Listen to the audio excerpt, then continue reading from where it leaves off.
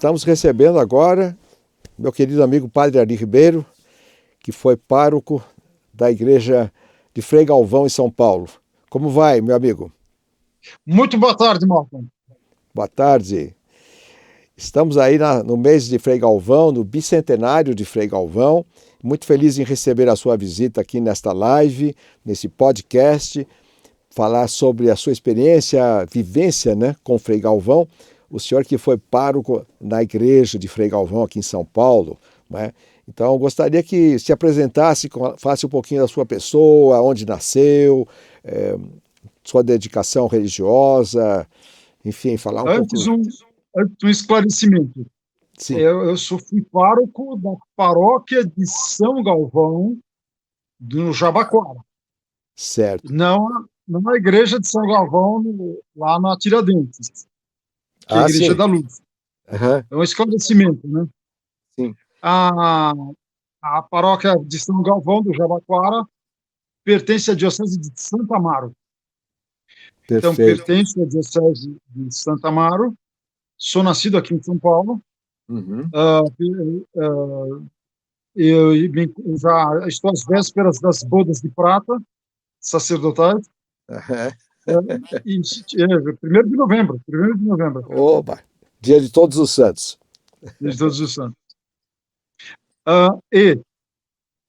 Estive na paróquia de São Galvão de 2011 a 2015, inclusive. Aí depois fui transferido para a paróquia de Cristo Rei, também no Jabaquara, nas imediações do aeroporto de Congonhas. Sim. Sim. Então estive lá 5 anos. Em São Galvão estive 5 anos. Ela foi criada por ocasião da beatificação do Frei Galvão, em 98. Aí eu já encontrei a paróquia de São Galvão depois da canonização, que foi em 2007. Uhum.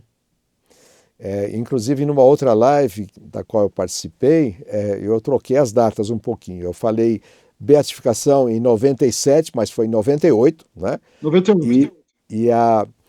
E a canonização em 2011. Não, foi 2011 é quando assumiu a paróquia, mas foi em 2007 no Campo de Marte com o Papa Bento XVI. Que foi uma canonização excepcional, né, Padre Ari? Porque ele veio de Roma especialmente para esse grande evento e teve a participação de 500 bispos, disseram na época, e 2 milhões de pessoas, segundo a RAI, né, a Rádio e Televisão Italiana. Né? O senhor esteve presente naquele momento também? Estive.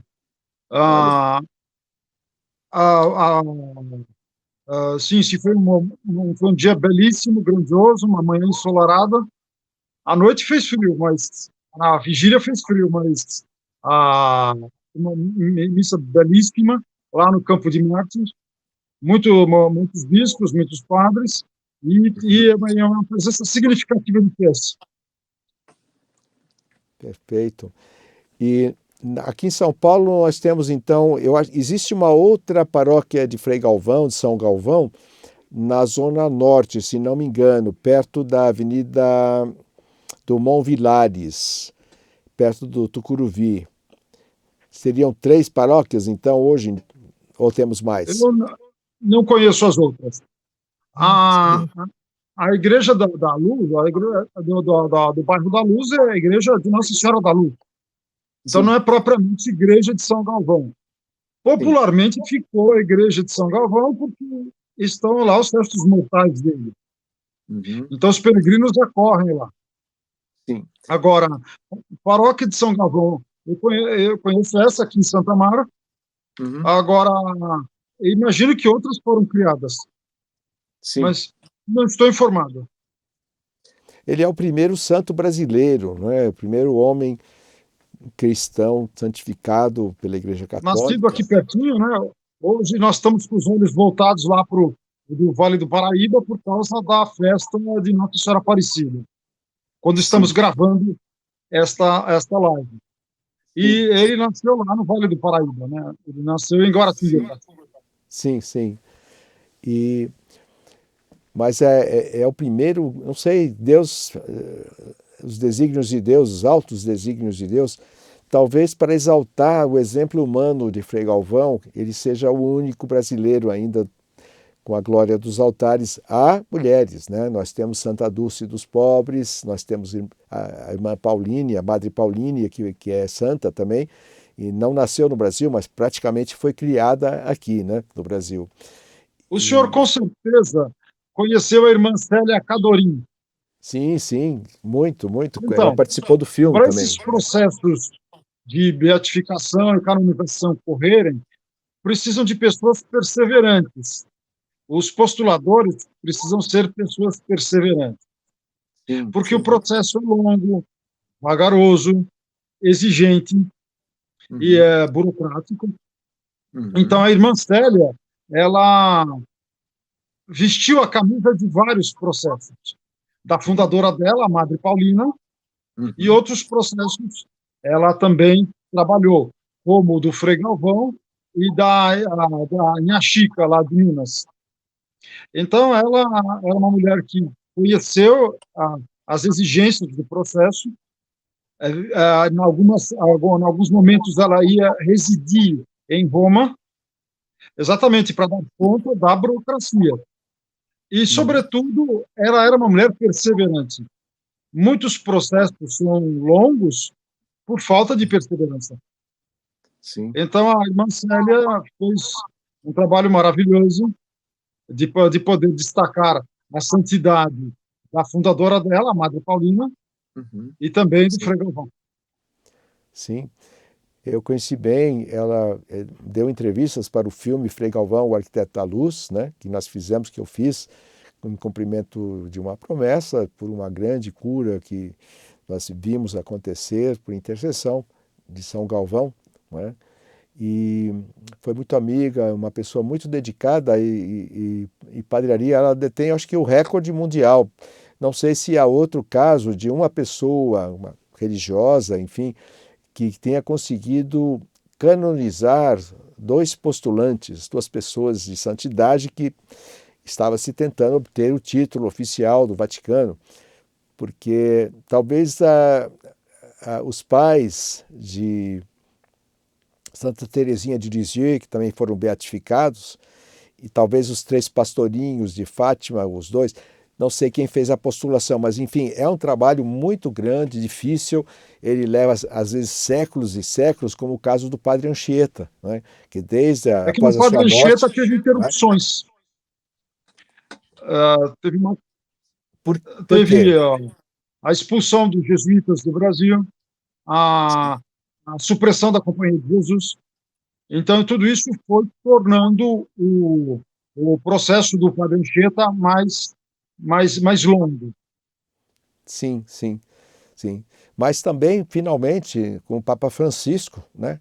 Já neste milênio, né? Não sei se foi 2020, mas ele Salvo foi engano, 2014. 2014, sim. É. Abril de 2014. E ele, o padre Anchieta era um jesuíta, o padre Ari sabe muito melhor do que eu, e de grandes milagres também. Foi toda uma saga incrível, a da Companhia de Jesus, né? Que vieram para a América, fundaram a Paupercula Domus, a pequena casinha que era uma igreja, era um hospital, era escola, né? E dali se expandiu por toda a América em pouco mais de 100 anos, a partir de 1554, por aí, né? E já tinha toda a América, desde a Patagônia, no sul, lá na Argentina, até lá em cima dos Estados Unidos, passando pela América Central, com colônias, com missões jesuíticas, não é? Não foi isso, padre Ari? Sim, Quer sim. comentar? Eles, o carisma dos padres jesuítas era muito rico. Então, fundados por um gênio, Santo Inácio de Loyola, eles assumiram algumas frentes, que podemos destacar três: os colégios, as missões Uhum, e a pregação de retiros espirituais. A partir dos tais exercícios espirituais que o próprio Inácio viveu. Então, em diferentes modalidades, se aplica aos fiéis os exercícios espirituais que têm a sua origem no próprio fundador, no próprio Santo Inácio. Sim, sim. A fundação dos jesuítas coincide com o projeto expansionista europeu, de ir aos chamados novos mundos. Chamados novos mundos que nós sabemos que não eram tão novos. Então, a Europa sai daquele mundo medieval em busca das descobertas dos novos continentes, dos novos mundos. E os jesuítas se servem destas rotas, destas embarcações, para levar o evangelho a estas terras agora com presença europeia. Sim, sim. E é oportuno verdade, dizer também sim, que no carisma jesuíta está aquilo que nós agora chamamos de inculturação da fé. Porque os jesuítas procuravam conhecer a língua, conhecer a cultura, para poder reexpressar a fé. A mesma fé em Cristo, a mesma fé católica, mas a partir das categorias e costumes dos povos evangelizados. Então, Mateus City, quando chega na China, se veste como um daqueles sábios chineses. São João de Brito se veste como os brahmanes lá da Índia. Anchieta, aqui no Brasil, gramaticou o tupi e escreveu obras literárias em tupi, catecismos, peças teatrais e poesias. Então, aquilo que nós hoje chamamos de inculturação da fé, no carisma original dos jesuítas já está presente. Conhecer a cultura e reexpressar a mesma fé em categorias desta cultura. E o Padre Anchieta, exatamente, paladino da evangelização do Brasil. A partir, não de categorias europeias, mas a partir do tupi, a partir das categorias dos indígenas do brasileiro. Nós temos uma amiga, uma jornalista, a Vera Amati, e ela fez uma nova tradução dos exercícios espirituais de Santo Inácio de Loyola, e foi publicado recentemente numa edição muito bonita, e ela recomenda a todos fazerem essa prática. Não sei o que se pode dizer alguma coisa sobre os exercícios espirituais. Por que eu falo isso dentro do tema Frei Galvão? Porque Frei Galvão começou estudando no Colégio dos Jesuítas na Bahia, né? No Seminário de Belém, onde estudaram também grandes sábios do Brasil e da Europa, de Portugal, como Alexandre de Gusmão, que foi um enorme diplomata. Ele foi responsável pelo Tratado de Madrid, que criou os limites mais expandidos do território brasileiro. Se o Brasil é grande hoje, uma das razões é porque Alexandre de Gusmão fez um trabalho belíssimo naquela ocasião, e o irmão dele que inventou o balão de ar quente, que ficou popularizado muito no Brasil como o balão de São João, né? Foi o início da navegação aérea. Até aí nós vemos uma liderança, um primeiro passo dado por um brasileiro. Os dois eram de Santos. E nesse seminário de Belém, Frei Galvão foi estudar com 13 anos, o irmão dele já estava lá, o pai enviou, e a ideia era que seguisse uma carreira como jesuíta, até que aconteceu a expulsão dos jesuítas pelo primeiro-ministro plenipotenciário de Portugal, na época Dom José I. Marquês de Pombal. Foi um rei fraco. É o papai do Frei Galvão que orienta ele a ir para os franciscanos. Porque está vendo que com os jesuítas a situação não estava tão boa. Exato. Mas, enfim, eu fiquei interessado. Eu ganhei um exemplar dos exercícios espirituais, mas não tive tempo ainda de praticar, porque estamos aí numa correria nas comemorações do bicentenário de Frei Galvão e também da independência do Brasil, né? Mas fica aí registrado. E, Padre Ari, e na paróquia São Galvão, como foi essa experiência? o que aconteceu? Eu lembro que nós fizemos a projeção do filme Frei Galvão, o Arquiteto da Luz, lá foi muita gente, foi muito bonita. Podemos recordar, esse dia foi um dia muito especial para todos nós, lá na Oração Gravão. O senhor trouxe o documentário, os fiéis viram, os que quiseram adquiriram o DVD do Frei Galvão. Uhum. Foi uma época, naquele ano também, fizemos uma peregrinação ao Mosteiro da Luz. Num domingo de tarde, lotamos um ônibus de paroquianos e fomos lá conhecer o Mosteiro da Luz, onde, além dos restos mortais do Frei Galvão, estão também a relíquia, os paramentos que ele usou, o cálice que ele usou. Então, foi possível conhecer com aqueles paroquianos o Museu de Arte Sacra, os utensílios do Frei Galvão e visitar também os restos mortais. Naquele ano, o senhor nos visitou a paróquia, o senhor, sua esposa, e a gente pudemos assistir o documentário que o senhor fez. Perfeito. Foi muito bom. Saudades daquele grande momento que estamos revivendo agora. Recordar é viver também, né, Padre Ari? Mas Frei Galvão queria ser um jesuíta, talvez inspirado pelo exemplo do Padre Anchieta ou todo o trabalho jesuítico que foi fantástico no Brasil, né? A nossa edificação, um país abençoadíssimo, né? Porque ele foi foi inaugurado, por assim dizer, com uma primeira missa lá em Porto Seguro, na Bahia, né? Hoje Santa Cruz de Cabral, é o local mais preciso, na Páscoa. E os índios assistiram aquilo com reverência dentro do que era possível, porque totalmente desconhecidos dos portugueses e vice-versa. Então o Brasil já nasceu como uma bênção. Aliás, essa bênção vem já do sonho de Euriques, do príncipe Afonso Henriques, lá em 1139, no dia 25 de julho, se não me engano, o dia que também no Brasil é consagrado a São Cristóvão, o que ajudou Cristo a atravessar um rio caudaloso, não é?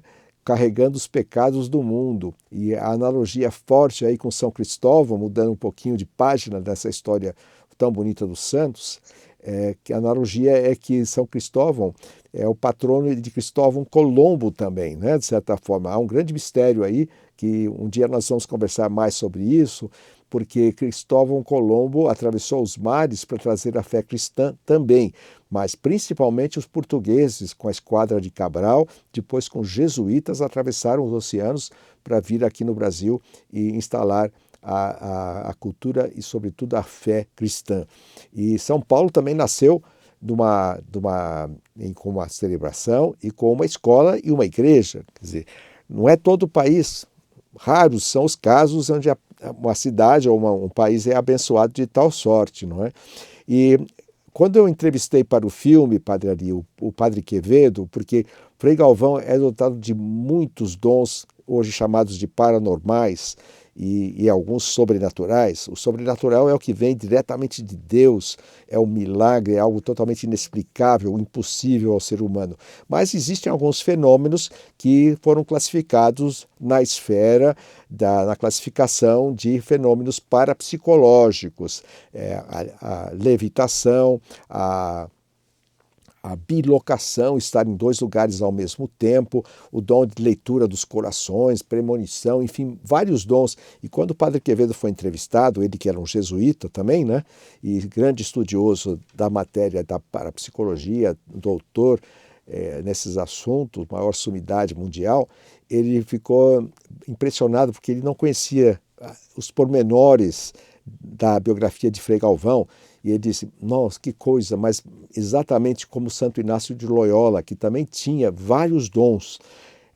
Eu não sou nenhum especialista, mas foi o que ele comentou. Então a gente vê um paralelo da missão dos jesuítas com a missão de Frei Galvão, né? Gostaria de comentar sobre esse assunto? Eu queria contar um fato mais pitoresco. Quando os superiores franciscanos queriam transferir de São Paulo, toda a cidade, que era pequena, se movimentava para não transferir o Frei Galvão. Então, isso sempre me marcou, a bondade do Frei Galvão, sobretudo com os doentes. Então, era uma pessoa amada naquilo que era a cidade de São Paulo de 150 anos atrás, ou um pouquinho mais, 200? e que movia, e que é uma pessoa querida, e toda vez que era para ser transferido, a todas as pessoas de todas as classes sociais daquele tempo, e todos sabemos que São Paulo era uma civilização quase inexpressiva, Uhum. mas todos se mobilizavam, os vereadores, para que os franciscanos não transferissem o Frei Galvão. Então, era uma pessoa que deixou a sua marca, a sua dedicação, o seu amor, especialmente pelos doentes, e o povo de São Paulo se sentia amado por ele. Não queria ficar sem o Frei Galvão. Sim. E Muito temos o interessante. privilégio de pisar o mesmo chão que ele. E ele que morou 60 anos no centro de São Paulo, onde é a Faculdade de Direito hoje, do Largo São Francisco. E alguns anos no fim da vida no próprio Mosteiro da Luz, quando já estava doente, não é? Mas, Padre Ari, eu sei que o senhor, como um amigo meu, gosta muito de música, né? Eu também sou cantor, musicista, nós já conversamos sobre esses assuntos também deliciosos da arte das musas, né? A música, né? E estamos fazendo também, eu estou muito feliz, Padre Ari, porque concluímos as gravações do Concerto de Frei Galvão. São músicas do filme de Frei Galvão, em arranjo orquestral, fizemos um vídeo muito bonito, né, com tudo que consta na trilha sonora do filme e mais alguma coisa. Em breve vamos fazer esse lançamento também, né? Então aí está convidado já para um momento de confraternização. Queremos nos reunir mais e mais com a sua pessoa. E, Padre Ari, conta um pouquinho da sua formação, porque nós estamos vendo um grau elevado de erudição, de conhecimento da história da igreja, da religião, né, da teologia. Eu então, fiz o seminário aqui em São Paulo. Uhum. Naqueles tempos, nós aqui de Santa Amaro estudávamos também com os rapazes de São Paulo. A filosofia foi na FAI, e depois a teologia na Faculdade Nacional do Assunção. Ambas faculdades ficavam no prédio do antigo Seminário Central, lá no bairro de Ipiranga, na Avenida Nazaré. Sim. Lá na Faculdade Nacional da Assunção. Então, depois eu tive a oportunidade de cursar o mestrado e doutorado em dogmática. Então, sou professor de teologia dogmática. Depois tive a oportunidade de fazer História da Igreja na Universidade Lateranense de Roma. Então, iniciei um projeto para outro doutoramento, mas esse eu não pude dar prosseguimento. Aí voltei para o Brasil. Então, além de ser pároco, de ter paróquia, eu também sou professor de seminário, aqui na Diocese de Santa Amaro, e também no Instituto Paulo VI de Mogi das Cruzes. Então, além da formação em dogmática, então também tenho formação em História da Igreja, já fui professor de História da Igreja, e outras matérias que me foram oferecidas nesses anos de magistério. Muito bom. Impressionante formação, muito bom ouvir as suas palavras, o seu conhecimento. Vamos procurar propagar mais e mais essa cultura que o senhor tem, que muita gente gosta e precisa ter também, não é? Sim, e, Padre Ari... Eu sou tradutor também. Então, eu tenho, por hora, publicado pela Paulus, na coleção patrística, o Catecismo de Santo Irineu. Era uma obra que estava desaparecida até 150 anos atrás. Ele é do século II. Sim. Já conhecíamos a obra Adversus Hereses, Contra as Heresias. Eu tive a oportunidade, ainda não havia em português a tradução do Catecismo de Santo Irineu, a demonstração da pregação apostólica. E este ano, no começo do ano, o Papa Francisco declarou Santo Irineu doutor da Igreja. Então, agora temos as principais obras do Irineu publicadas em português. Então, tive a oportunidade de trazer para o português o Catecismo de Santo Irineu. Perfeito. Bom, o catecismo, nós todos que somos católicos e cristãos conhecemos da nossa formação mais básica, mas poderia explicar o que é ser doutor da Igreja? O título de doutor da Igreja é dado ao Papa, a um santo que teve escritos e nele se percebe um avanço da doutrina cristã. No governo mais próximo de nós, há 25 anos atrás, o Papa João Paulo II, nesse mês de outubro, então está fazendo 25 anos, declarou Santa Teresinha do Menino Jesus, doutora da Igreja. No governo do Papa Bento, 2 santos foram proclamados doutores da Igreja. São João de Ávila, espanhol, e a alemã Hildegard de Bingen. No governo do Papa Francisco, Gregório Iluminador, se eu não me engano, Gregório Iluminador dos armenos, e há pouco o Santo Irineu. Então, são santos que deixaram escritos e que, através destes escritos, mostram um avanço na doutrina. Podem ser tanto escritores de teologia, quanto místicos, como Santa Teresa de Ávila e São João da Cruz, que são místicos e foram declarados depois doutores da Igreja. Há santos dos tempos dos padres, de santos padres, como Basílio Magno, Leão Magno, então são escritores da antiguidade e que também foram contemplados com esse título. Uhum. Se não me engano, me corrija, por favor, Padre Ari, São Irineu dizia que no céu nós encontraremos a felicidade plena e estaremos com os nossos entes queridos, inclusive os animais, cachorro, gato, animais. Procede essa informação? Olha, se é de Santo Irineu, eu não saberia dizer. Agora, a redenção em Cristo é cósmica, como nós lemos em Efésios, capítulo 1. Então, ali no capítulo 1 da Carta de Efésios, se fala da redenção que Cristo operou com o termo recapitulação. E é uma recapitulação cósmica. Então, o Cristo Jesus não oferece só a salvação da humanidade, mas, com a morte e ressurreição, com o evento pascal, deu-se a recapitulação de todo o cosmos. Portanto, todo o cosmos está compreendido na redenção em Cristo. E, portanto, na vida nova em Cristo, na vida eterna. A vida eterna, perfeito. Sim. E a tradução que fez do Catecismo de São Irineu foi do latim? Não. Eu traduzi. O catecismo estava perdido, como ele disse.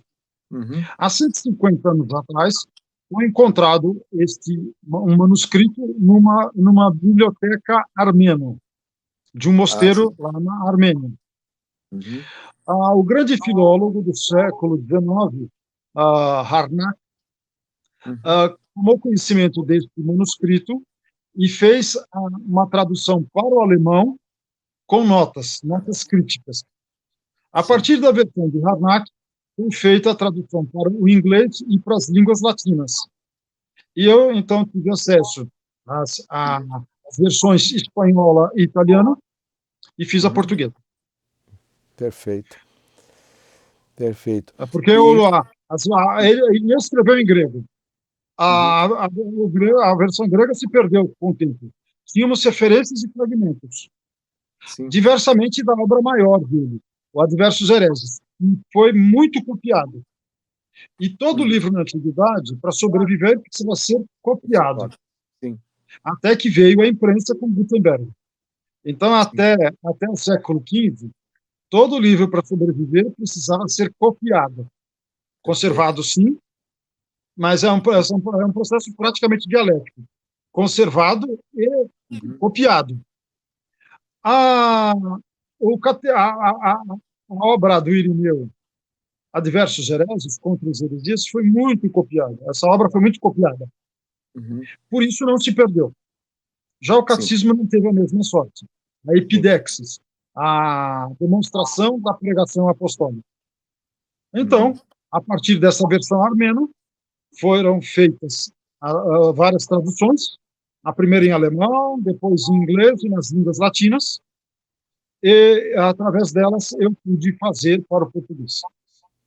Muito bem. E voltando à questão do nosso tema principal, que é Frei Galvão hoje, Frei Galvão. Né? Bicentenário de Frei Galvão, nesse mês cheio de festas. Hoje, né, estamos no mês de outubro de 2022, mês de Frei Galvão, dia 25 de outubro é o dia da festa de Frei Galvão, é também o mês de São Francisco de Assis, no dia 4, é o dia também de Nossa Senhora Aparecida, enfim, é um mês muito festivo. Quais são as suas lembranças dos paroquianos, dos fiéis na igreja de São Galvão, na época dos 5 anos que o senhor esteve lá? Alguma história interessante de graças e milagres, de fé?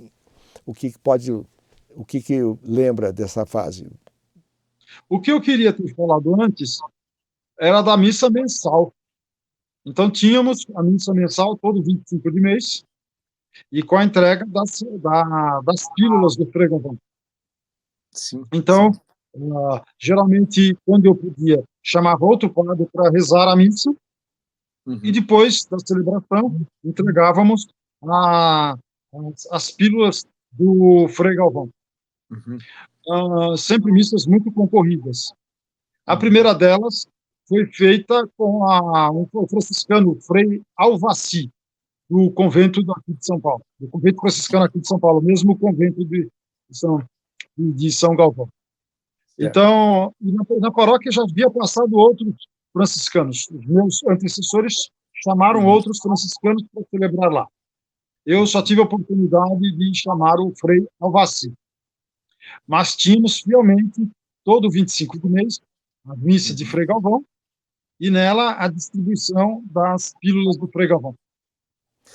As pílulas são feitas pelas irmãs concepcionistas, ou pelo menos até recentemente. Eu creio que hoje já há terceirização através de fiéis, não sei, da Cúria. Eu apanhava as pílulas no convento franciscano. Sim, os franciscanos, Para mim era mais prático naqueles tempos ir até o convento de São Francisco, lá no Lago São Francisco, para apanhar as pílulas lá. Perfeito, Mas eu creio que na maioria, se não todos os conventos franciscanos, há a possibilidade dos fiéis, das pessoas que quiserem conhecer essa devoção, obter a novena e obter as pílulas. E nós, no canal Malcolm Forest, que vai abriga todas essas lives e os podcasts, nós também temos algumas pílulas que podemos distribuir. Temos até uma enquete em andamento com comentários sobre o filme que está sendo passado em sessões marcadas especiais durante a semana, e as pessoas que respondem podem receber. Nós temos algumas que serão distribuídas às pessoas que responderem, fizerem comentários de avaliação de todo esse trabalho que fazemos, né? Eu faço esse trabalho em cumprimento de uma promessa e que se tornou uma missão, mas uma missão muito divertida, muito alegre. É um apostolado, um verdadeiro apostolado. E era como Frei Galvão, né? Era um pouco brincalhão, muito tranquilo, né? Preocupado com as pessoas, naturalmente, mas com alegria sempre no coração, né? Muito bem. Então, meu queríssimo Padre Ari, muito obrigado pela presença. Nós vamos já encerrando por aqui, né? Gostaria que passar ainda a palavra para falar mais um pouco sobre essa questão toda, essa maravilha que é termos o primeiro santo brasileiro comemorando 200 anos de passagem a Deus, né? Então a palavra é sua. O que mais me tocou ao conhecer a vida do Frei Galvão, necessariamente porque eu cuidando da paróquia de São Galvão, e muitas das vezes celebrando esta missa do dia 25 de cada mês, eu precisava pregar sobre São Galvão. E de tudo que me tocou mais, eu já falei há pouco, a bondade do Frei Galvão. Ele é um homem bom. Viveu como cristão, viveu como padre, como franciscano, a bondade, especialmente pelos doentes. E a cidade de São Paulo, pequena que era, sabia reconhecer esta bondade. É o que mais me tocou, de conviver com a vida do Frei Galvão, de pesquisar a sua vida para poder pregar, seja no 25 de cada mês, seja na novena que preparava a festa do Frei Galvão, no 25 de outubro. Então, é uma vida de um brasileiro, portanto, a santidade é possível, a santidade é dom de Deus. Este homem viveu a santidade nesse chão que nós pisamos, e creio que a sua bondade nos toca ainda. Aquela bondade testemunhada pelos seus contemporâneos é possível de ser conhecida por nós, seja conhecendo a sua biografia, seja pedindo a sua intercessão junto de Deus para as graças que precisamos. Uhum. Muito obrigado. Então, Padre Ari, por favor, dê uma bênção a todos nós que estamos assistindo e vamos rezar e ficar com Deus para que o Brasil continue nesse espírito de bondade, de acolhimento, de simpatia, de paz, né? Por favor, a sua bênção. Vou dar a bênção que o Frei Galvão e os franciscanos todos dão. São Francisco de Assis tomou para si a bênção do livro dos números. Então, em muitos folhetos, muitos santinhos, aparece lá, bênção de São Francisco. Mas ela consta do livro dos números. Então, vou dar a bênção, a chamada bênção de São Francisco, que o nosso São Galvão deu em todo o seu ministério sacerdotal. O Senhor vos abençoe e vos guarde. O Senhor volte a sua face e tenha misericórdia de vós. O Senhor volte a sua face e vos dê a paz. Abençoe-vos, por intercessão de São Galvão, o Deus Todo-Poderoso, Pai e Filho, e Espírito Santo. Amém. Amém. Muito obrigado, Padre Ari Ribeiro. Até a próxima. Fique com Deus também. Muito obrigado e fiquem conosco aí nos podcasts falando de Frei Galvão, dos milagres, das graças, da história e da bondade do nosso primeiro santo brasileiro. Até mais. Até mais. Ouvimos o Padre Ari Ribeiro, que é doutor em teologia dogmática, doutor em história da igreja e foi pároco, foi o padre da paróquia São Galvão durante 5 anos. Conhece muito a história de Frei Galvão, um amigo pessoal meu. Nós estamos muito felizes em ter a sua presença. Fiquem conosco nas próximas lives, podcasts. Nós temos um curso também sobre Frei Galvão que vai ser lançado e o filme Frei Galvão, o Arquiteto da Luz, tá? Todo um programa para vocês de Frei Galvão com música, arte e história.